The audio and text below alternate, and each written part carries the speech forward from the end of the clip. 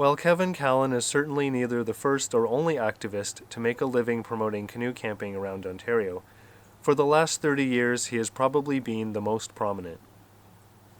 Kevin has lived in and around Peterborough, Ontario since 1995, where he teaches at Sir Sandford Fleming College and writes for several magazines.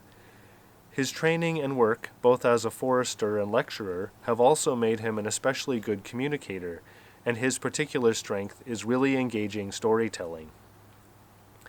Kevin has and still does go on trip, very often.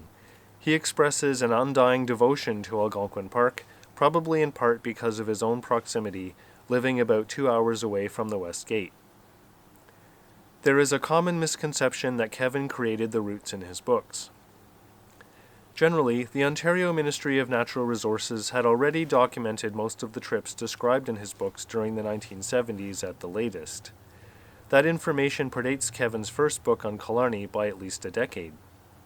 What he actually did is paddle the routes himself using what was available at the time, and then wrote his books based on his own experiences of the trip. So, the ministry pamphlets and maps tend to be relatively boring technical documents, as a reflection of the fact they were produced by a government bureaucracy. Kevin wrote fun and interesting stories about paddling the trips personally, and has inspired a dedicated following as a result. It is also apparent that he has been almost everywhere in Ontario that is not at least somewhat obscure, including all of the major provincial parks and other significant paddling destinations. His book on Lost Canoe Routes has managed to successfully promote some areas that are not as popular. At the same time, Kevin seems to shy away from more grueling and physically demanding trips. Though he is proficient in whitewater, he obviously paddled and wrote about some of them only once, and then never again.